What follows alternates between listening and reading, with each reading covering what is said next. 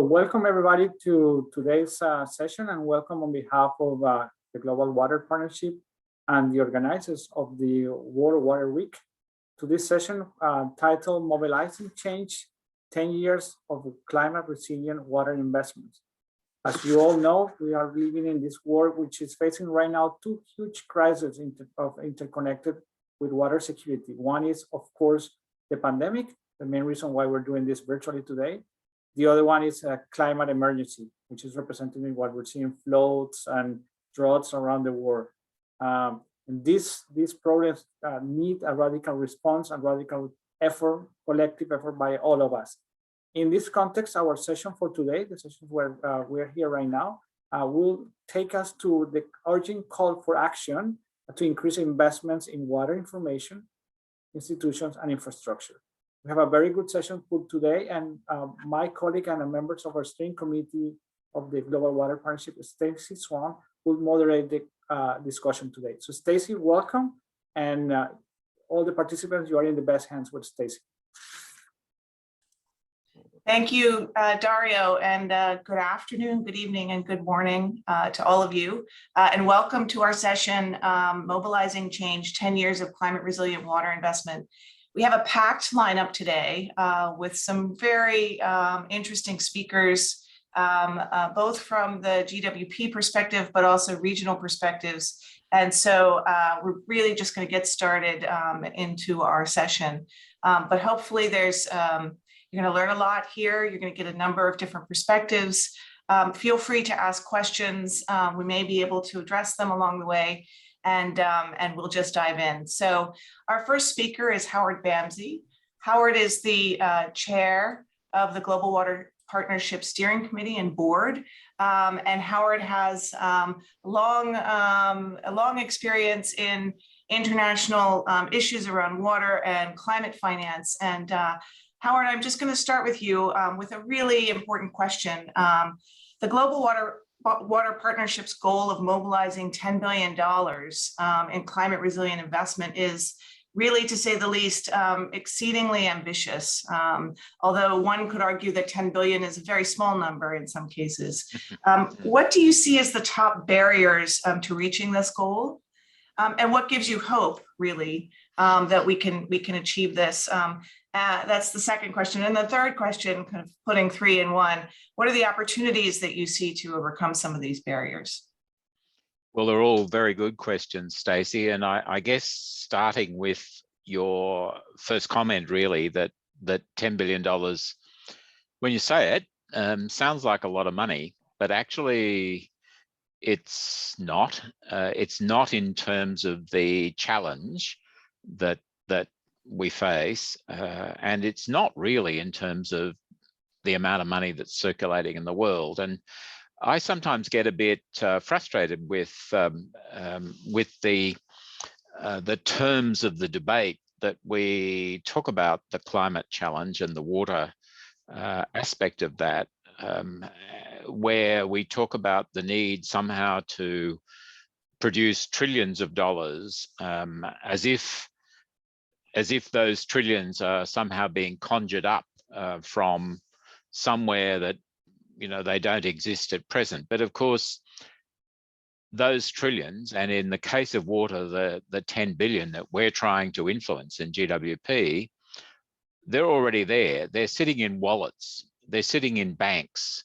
They're sitting in investments that people have chosen without understanding the full implications, and in many cases. So the challenge is not so much to produce new funding as to redirect the investments that people are already making. And when we look at the $10 billion in that context, I don't think it seems like such a vast sum anymore. And in terms, as I said earlier, in terms of the water challenge in the climate dimension, it's really obvious that something of that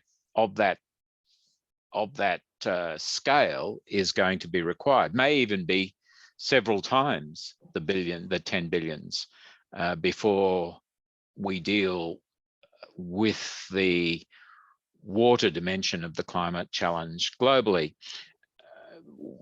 because water is central to the impact of climate change and the response that we'll make to climate change. It is, as I often say, it's the first casualty of climate change in most countries. It's where the climate impacts are first felt. And if you look at it from the water perspective, climate change is really, with population growth, it's the main threat to water security around the world.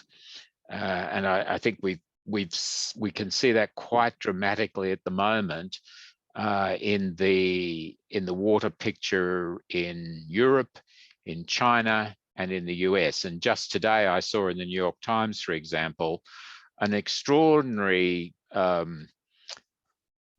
graph of change in precipitation in the Western United States and the Eastern United States.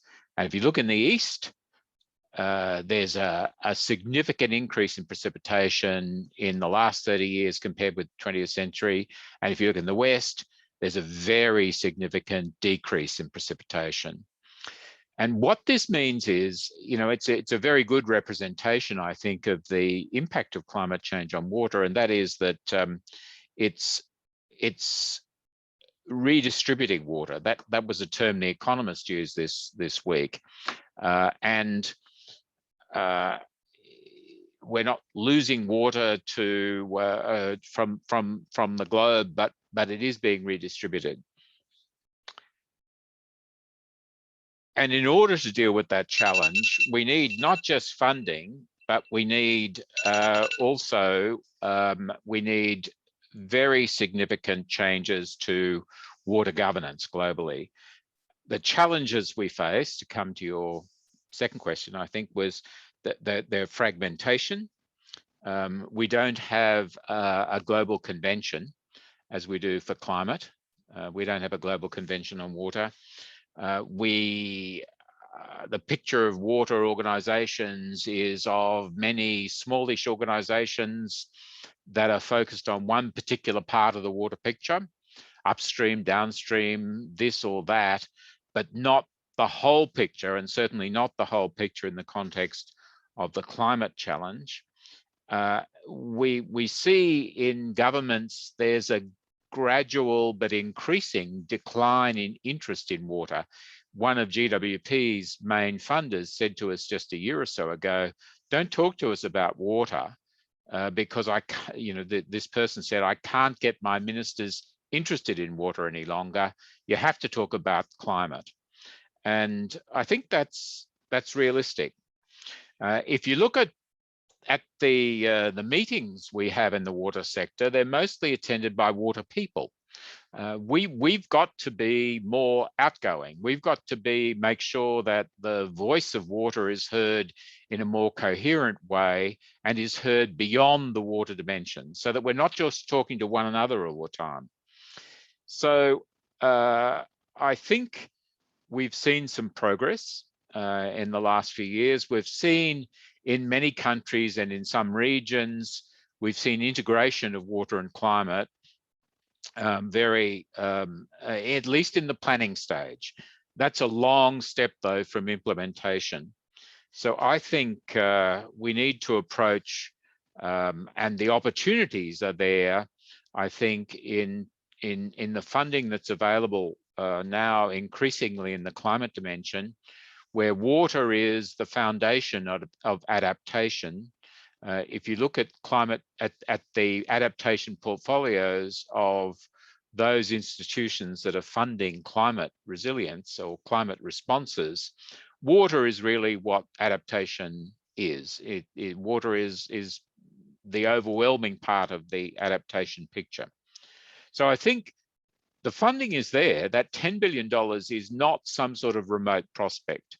It is something that we can influence in GWP. GWP has enormous experience at the local level at getting things done from the bottom up. And I think we can show that our influence can be just as important at the global scale as it has been locally. And I think that's our opportunity. It is a challenge, but it is our opportunity. That's great, Howard, and what a nice segue. Thank you for those comments. I couldn't agree more.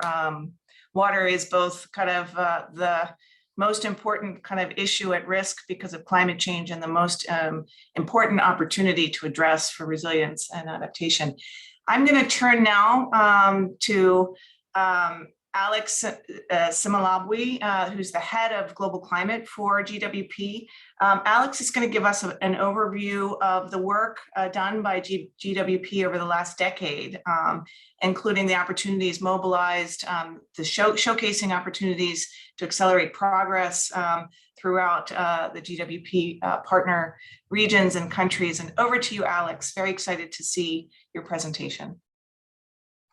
Yeah, thank you very much, Stacey, and also our global chair, Howard, I think was put it very clearly to say, look, the funding is there, and GWP is definitely able to reach those targets that have been put in the GWP strategy.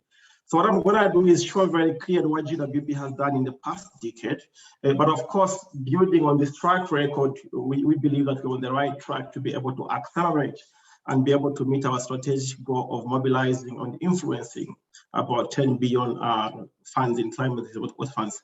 So in the last 10 years, GWP has been able to influence about 1.5 billion in investments. And this has come with work across all our different GWP regions, across Asia, Africa, as well as Latin America and the Caribbean. And as part of this process, we help to enhance coherence in national adaptation priorities with global international commitments, particularly the Paris Agreement, disaster reduction, and the SDGs. We were able to help over 50 countries to incorporate water and climate change in their policies and strategies on water and climate change. We were able to influence and make interventions on climate resilience development in over 30 countries worldwide, and also influenced over 30 plans. Some of these are actually investment plans, including national development strategies with budget commitments. And we are able to build capacity in over 62 countries in the last decade. So we have the track record. Next slide. And with this track record, when you calculate the numbers, when you look at what GWP was able to mobilize and how much was leveraged, they translating into a leverage ratio of 1 to 33, which is remarkable. And of course, this was done with very little resources compared to what would often be undertaken by international consultants, because the GWP model is about using local stakeholders, building local capacity, not flying consultants who come in and go. So this 1 to 3 really is done at remarkably little resources involved, but also building local capacity. And the leverage ratio is comparable with some of the international development banks.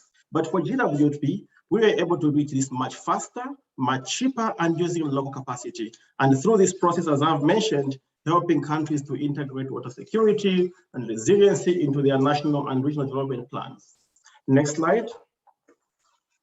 So the work we have done demonstrates tremendous value for money of working with GWP. And those of partners that have looking at partners to look and work for GWP and its partners around the world have been able to demonstrate and the high value for money with flexible, nimble, and well building local capacity. And you can see how the results are scattered. We cannot go through all of them. There is a report that has been prepared that documents the different success stories that GWP has been able to influence. Next slide. So our journey of GWP of mobilizing and influencing 1.5 billion started in 2010 if you follow me along the route of the river from the top there, you will see that the work started by demand. There was demonstrated demand.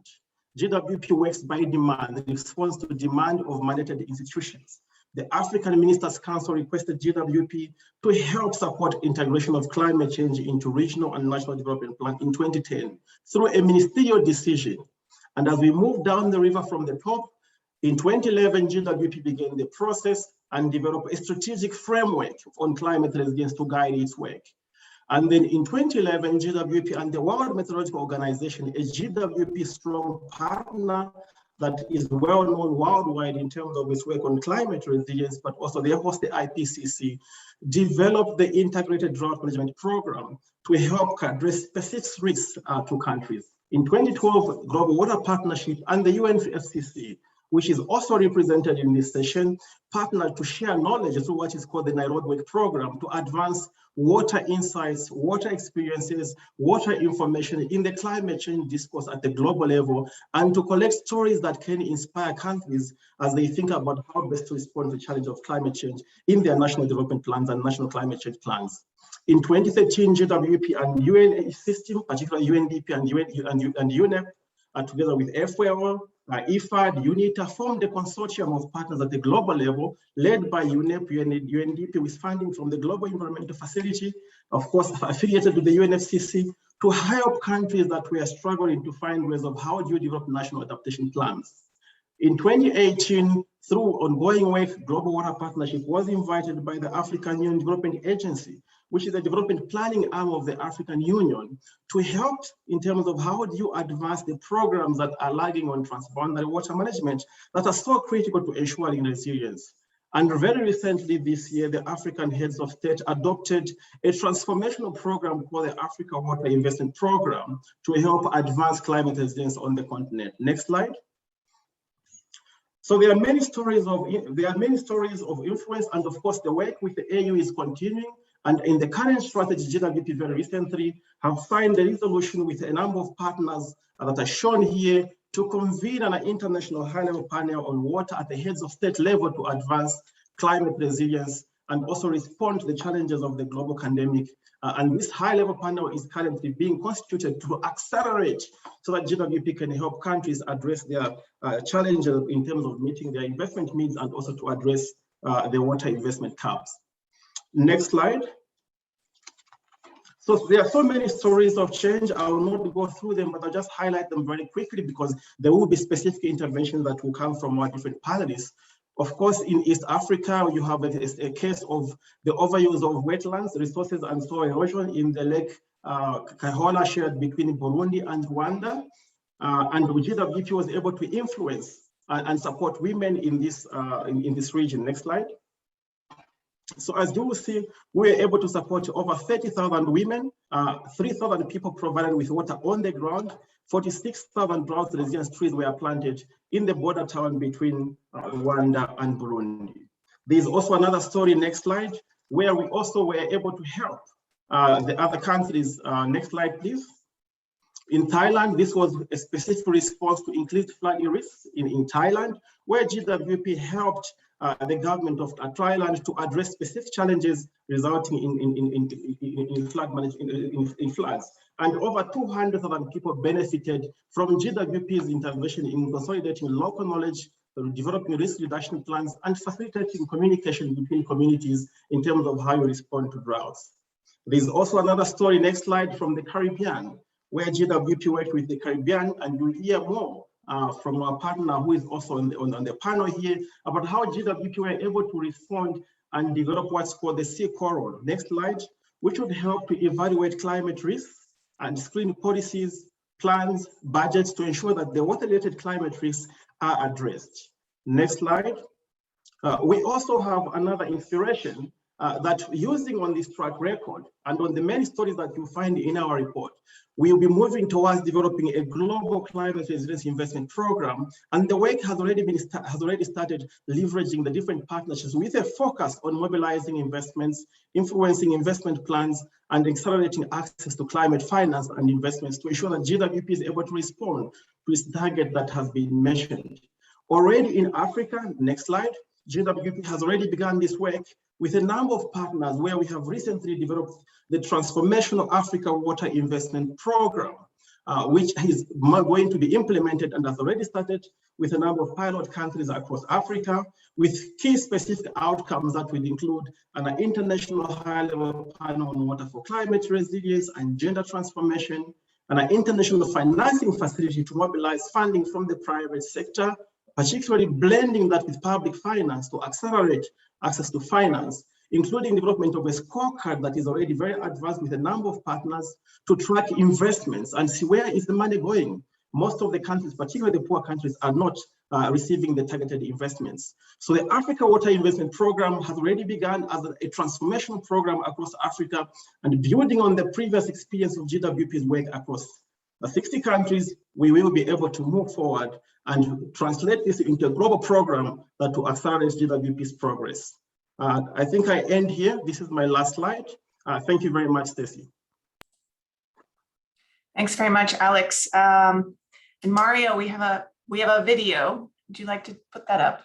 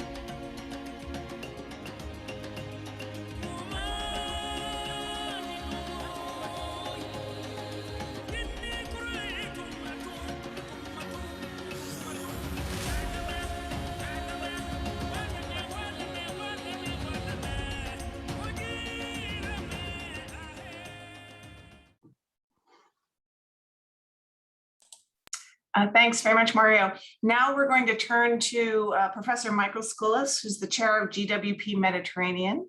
So Michael, GWP advocates that investments in water security must be at the center of solutions for both climate change and the post-COVID recovery. Specifically, investments in water infrastructure, very important, information, incredibly important, and institutions. At all levels, and that this is very essential across the board. Could you share your views and examples perhaps from your region on some initiatives you've been involved with or synergies on each of these three things: infrastructure, institutions, and information?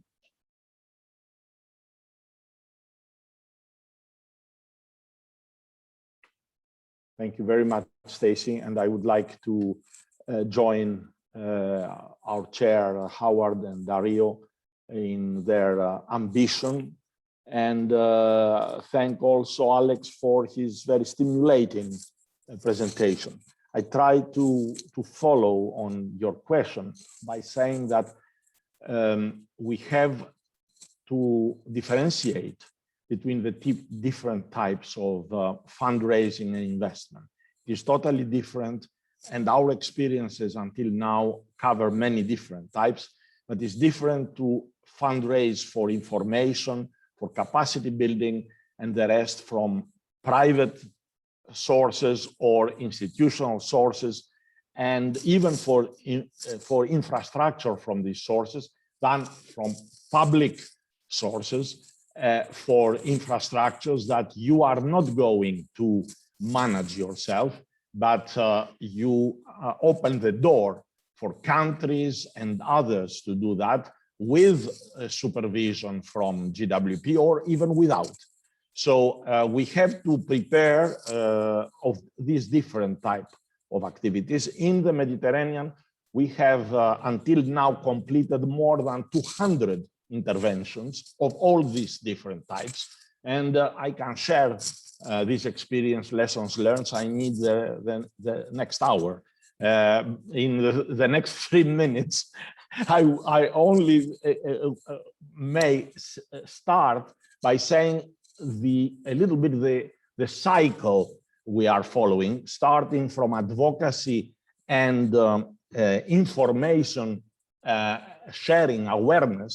And you'll not be surprised that even civil servants in some countries, when we start that, when we are discussing about public-private partnerships, they don't make the difference with privatization. And you know that we have to work a lot with the different stakeholders in reorienting the scope of activities for investment first. We have many of these. Then we follow with studies, either studies for the investment itself or studies for enhancing the frameworks, the governance and investment frameworks. We have done that with OECD for all the countries of the MENA region. Some of the lessons learned there have to do with the overall stability or lack of stability in the region, and also to the proximity of the funding PPP or whatever units to the political leaderships. We need to have much more independence.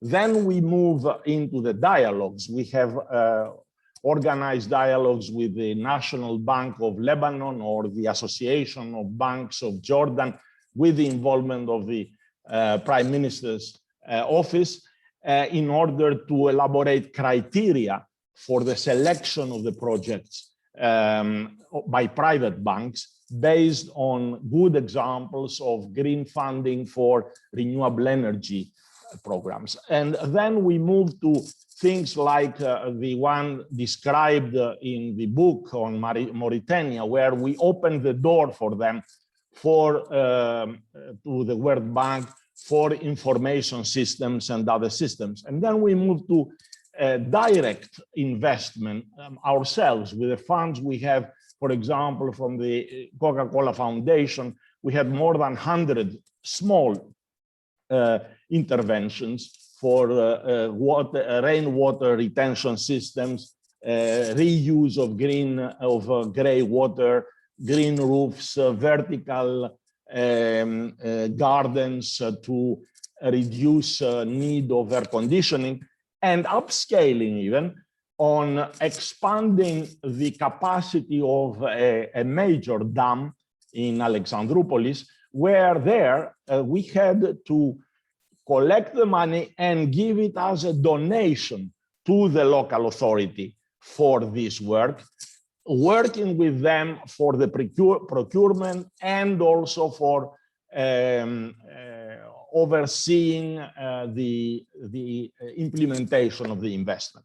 So I presented a menu, but I have to say that our experiences can be upscaled. There is a limit of how much we can upscale with the existing knowledge, because all what I described are less than 50 direct, 50 million, let's say, mobilizing much more.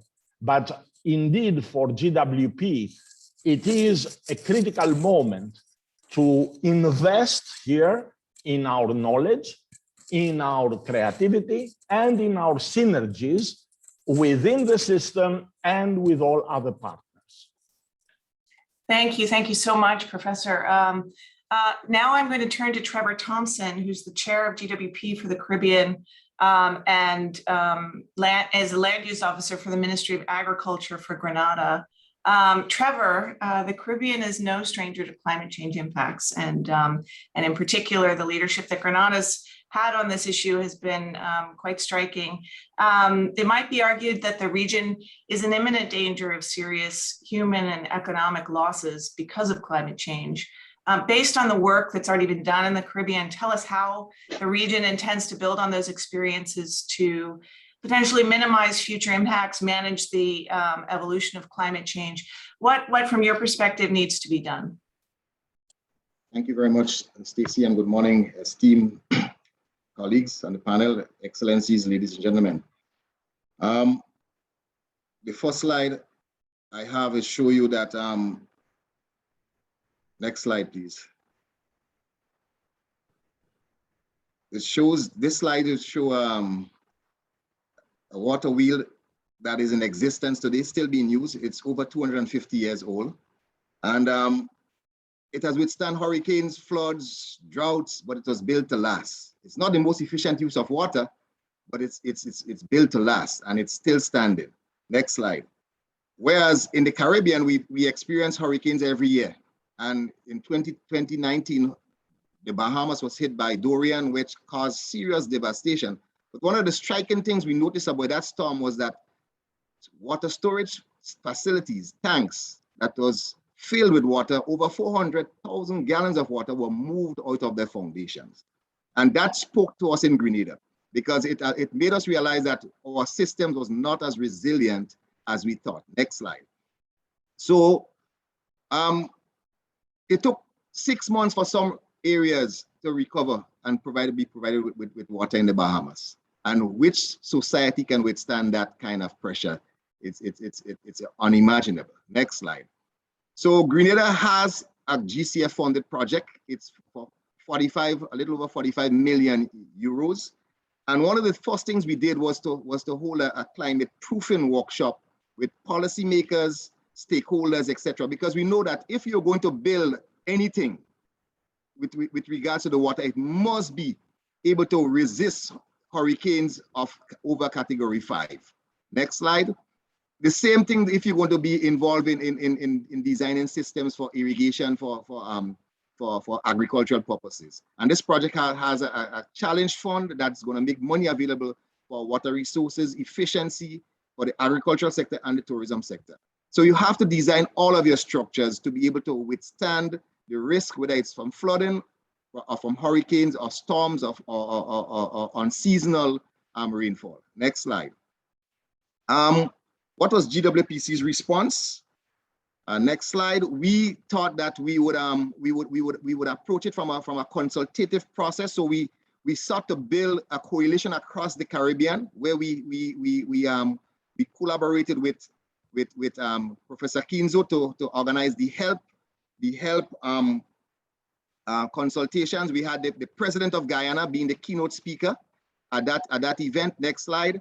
And we really brought home to all of the major stakeholders, the regional organizations, the regional NGOs, etc., that we need to be focusing on disaster risk reduction, especially in this COVID period and after COVID, because as we believe that the knowledge that we have in the Caribbean, if we share it with each other, we would be able to assist our other partners to not make the same mistakes that we have seen being repeated in so many other places. Next slide.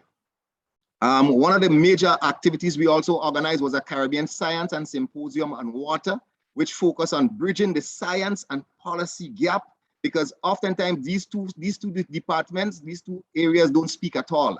And it was highlighted in the symposium that we really need the policymakers and the scientists to be in better communication, to have more interactive sessions so that they could understand the positions of those two different areas. And this was launched by Grenada's Minister for Climate Resilience. He was a keynote speaker, and he brought on that one hand can't clap. We must collaborate and unite to get this job done, to build the resilience of the region. Next slide. Coming out of that, we also saw that we need to build a cadre of youths, young people who will take the message forward. And because what we realize in the Caribbean is that we're having a generational shift. A lot of the people who studied in the 80s, etc., the engineers, the doctors, etc., they all retiring, and we have this serious gap within the public service, within the water authorities for this technical gap. So we established the Caribbean, the Water Academy for Youth, and as part of that, we have a mentoring program where we want to assign each of those young people to a professional in the region to work with them, to train them, so that they will begin to understand the role of IWRM and water resources management. Next slide. We also developed some strategic collaborations with the Caribbean Climate Change Center, with governments, with UNDP, to focus on the SDG goal number 6, which focuses on water. We looked at drought risk management. We look at Grenada, supporting Grenada with the IWRM communication strategy. And we also help Grenada to get the national water policy and IWRM approved by the cabinet. Next slide. And that includes some draft legislation, sorry. And we develop a number of policy briefs. One is looking at improving climate risk through national data management in the Dominican Republic, and that's focusing on the NDCs. And next slide. We also focus on looking at what are the implications of COVID-19 pandemic for the Caribbean water sector. This way, all the managers of the water utilities across the Caribbean presented what was the impacts it was having on the utilities in terms of the revenue, in terms of the ability to implement projects, capital projects, other investments, and how they're going to manage that. And then we looked at the issue of the impacts of land use change on water resources availability in a Caribbean island. And then we looked at what was the status and the need and the role of freshwater storage in the Caribbean. Next slide. So the conclusion is one, we need to take urgent action. There's no time to waste. We cannot continue to give people dirty water or not enough water, or there is too much water. We need to mobilize or change the water agenda for the entire Caribbean community by including government, businesses, youth, CBOs, NGOs, women. And then we need to coordinate across all sectors. Everybody needs to be involved, everyone, because we are a neutral convener. We just help there to push the agenda. Absolutely, Trevor. Yes. Thank you so much for your comments. They're really important, and I particularly liked kind of the emphasis you make on making sure all stakeholders are involved, not just public policy and scientists. I would add the finance community, and also your emphasis on building capacity and the next generation of people who will help us address the climate issue. I'm going to turn now to Fabiola Tabora, Executive Secretary of GWP Central America. Fabiola, I count at least half a dozen achievements in Central America, ranging from rainwater harvesting to early warning systems to a regional environmental strategy. Might be a hard choice to make, but can you tell us which climate resilient outcomes or outcome in your region you believe have had the greatest impacts and why? Thank you, Stacy. Hello to everyone. And indeed, it's a difficult choice to make. As you just mentioned, I'm just going to share my PowerPoint. Give me. Okay, so yes, it's a difficult choice to make. And what I think is that the main outcomes that we have achieved in the region are related to drought management. We start implementing the WACDA program in 2014 at regional level. And this year was also the year where a severe drought impacted Central America. So governments were really concerned about implementing actions to face the impacts of drought. So therefore, drought was included as a main area of support through the WACDA implementation in Central America. And we start supporting capacity building in drought monitoring to strengthen the early warning systems, mainly using a common index. And thanks to that, now the Central American Climate Forum, made up of the meteorological services of the region, started to implement SPI as part of their quarterly forecast. But we were still missing information regarding the impacts of drought. What were the impacts that drought were generating and that could allow us to improve the knowledge on vulnerability and implementation of appropriate mitigation actions. So there was a need to understand these, and therefore studies on drought characterization and impacts were carried out for a better understanding of the phenomenon. But what we found out is that countries were not really documenting the impacts of drought in a systematic manner. And this was affecting decision makers in taking informed decisions and in managing drought in a proactive and long-term approach. Because what was being done is that we were taking reactive actions, attending the emergency, but we were not thinking with a long-term approach. So we prepared this study in order to generate this information, and we identified that losses were estimated in 650 million in agricultural, hydroelectric, and drinking water sectors. And one of the sectors that had better documentation of the impacts was agriculture, because when a drought hits the region, the first impacts are felt by small farmer families that depend on rain-fed agriculture, and nearly 60% of rural population in Central America lives in the dry corridor that is on the Pacific coast of the region. and they live under poverty conditions and depend on deteriorated livelihoods. And when the drought hits the region, these are the people that most feel the impact. So taking this into consideration and in the need of having this long-term and proactive approach for drought management, we were able to influence that the preparation of drought policies was included in a regional project implemented by the Central American Integration System, the CCAD, that is the Central American Commission of Environment and Development. And as part of the project implementation, Gwpc Central America built the capacity of 6 Central American countries to develop their drought policies and are currently working on the development of regional guidelines for coordinating action in the region, and that this could support the further development of policies at country level. That is an example.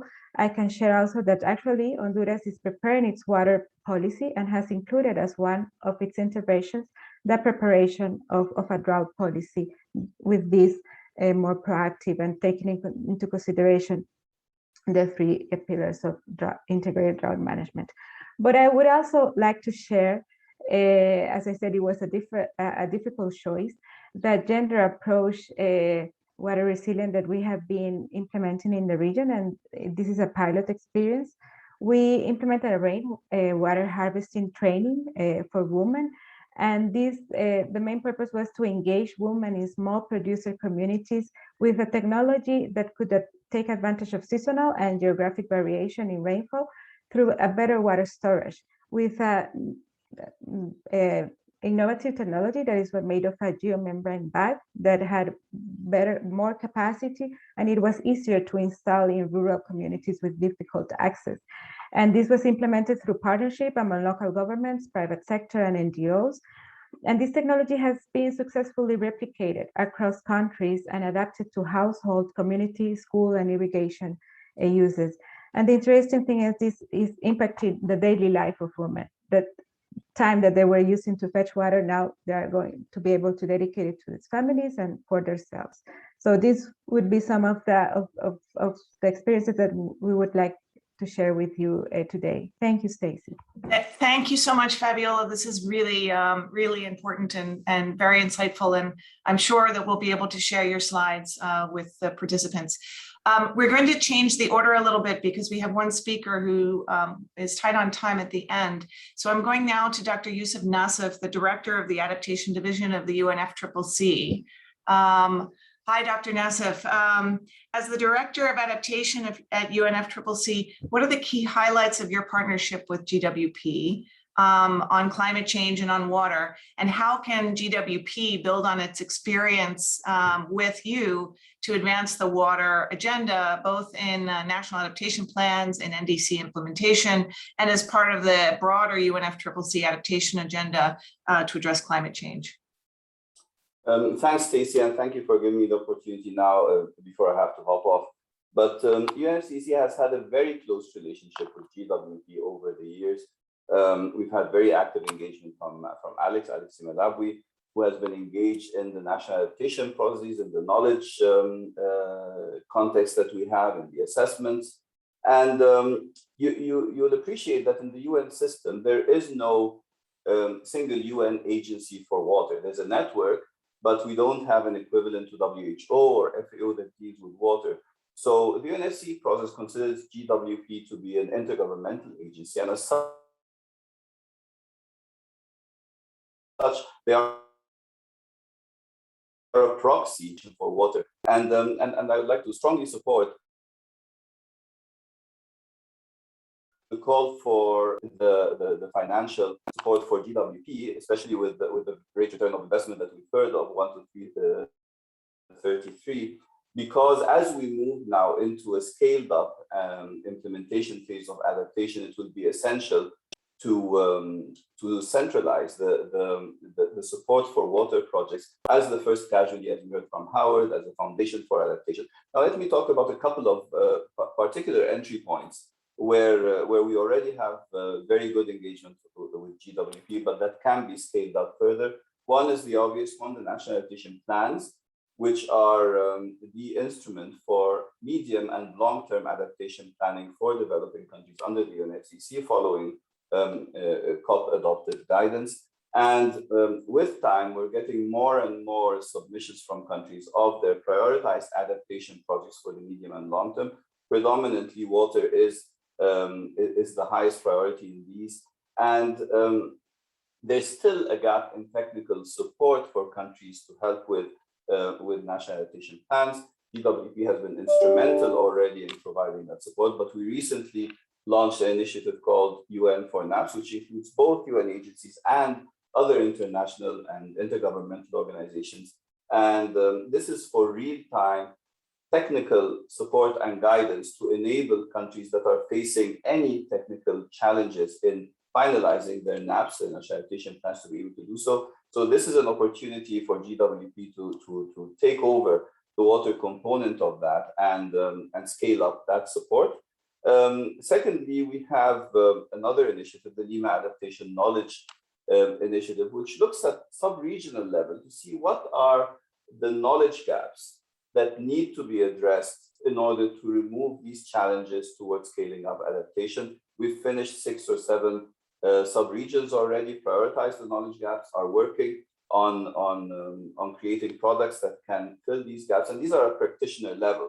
So it's not for universities or publications or whatever. Most of them will not even be in written form, but in other formats such as training, such as other types of information management. So this is an opportunity for, I think, GWP to partner with us a lot more strongly as we move into more regions for addressing knowledge needs, especially on water. Now, as we move forward, I mean, I really am trying to heed the call for GWP having more support and being able to even disperse financial support. So why not become a designated entity for receiving funds from the financial mechanism of the UNFCCC so that we can have an entity dealing with the highest priority sector in the adaptation agenda, which is water. We have that for food, we have that for health, we do not have it for water. So this is a very clear niche and the gap that can be very easily filled by GWP, and I really hope that this will be an opportunity that can be pushed forward. Finally, there's this foresight work that we have, and we've partnered with GWP on it, an initiative called Resilience Frontiers, looking at the effect of societal transformation in the next 10 years, especially using frontier technologies and how they will change the techno-economic paradigm. And we have a spin-off, which is the Water Resilience Frontiers, taken care of by GWP. We're now in the road mapping phase, trying to adopt a rigorous methodology for prioritizing those actions that can stimulate the ball rolling for the transformation in each of 8 different pathways. So certainly that's an area where GWP is already involved, and we hope that we will see the Water Resilience Frontiers component look further into the future. So this is the post-2030 and already preempting what needs to be done, not just for solving today's problems, but as we move forward and taking advantage of frontier technologies. So it's more of how to address that mindset shift from an extractive to a regenerative economic model, and how this can result in thinking differently about water, about the water infrastructure, about water governance, etc. So with this, once again, I thank you, Stacey, and thank very much GWP for having me here, and looking forward to scaling up our collaboration. Thank you so much, Dr. Nassif. That was very interesting and really useful thoughts and reflections on the role of GWP. And so now I'm going to go back back to a regional perspective from the GWP family, and turn it to Sabina Bokal, who's the Senior Project Manager for GWP for Eastern Europe, for Central and Eastern Europe. So Sabina, along the same lines of what I asked Fabiola, the Central and Eastern Europe region has worked on everything from droughts to small water retention systems to adaptation policies. Can you highlight the top 3 lessons learned that might be common to all of these activities across water for building resilience? Yes, thank you, Stacey, and thank you for inviting me to this panel so that I can share some experience also from the Central Eastern Europe region. Just quickly for the background. So to ensure a post-COVID recovery that is green, sustainable, and inclusive, the European Commission proposed a new recovery instrument called Next Generation EU. And although our region is planned to be one of the main beneficiaries of this funding, there are some challenges, of course, that we saw through our work as well. So as you mentioned, we have been implementing a lot of different projects on drought mitigation, climate resilience, nature-based solutions, sanitation, and outcomes go from policy recommendations to guidelines to concrete tools and solutions. All these are ready to be scaled up with additional funding.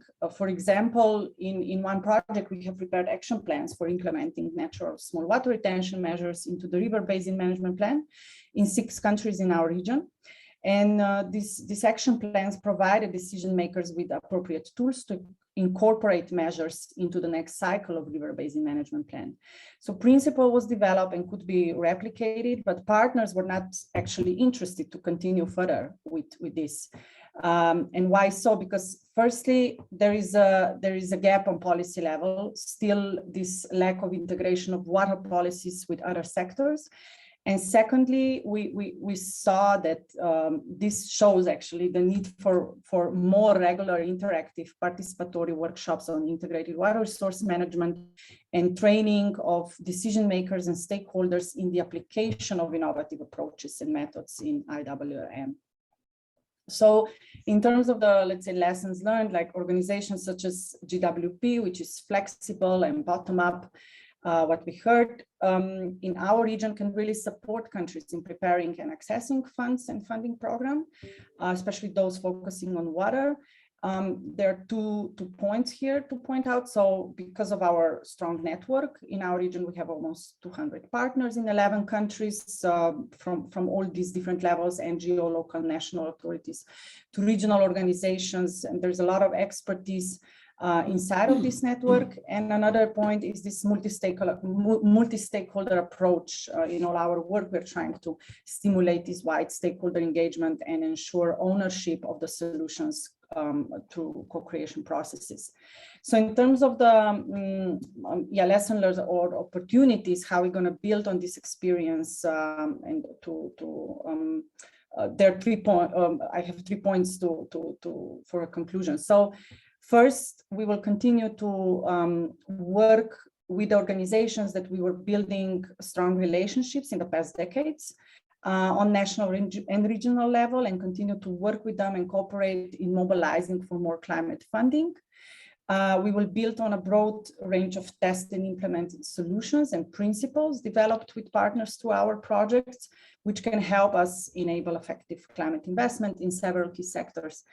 And last but not least, we'll continue to provide support and capacity building to stakeholders on different levels to prepare and implement climate change adaptation projects, to establish better cross-sectoral communication, and to better engage with all stakeholders involved. And that will be all from my side. Thank you.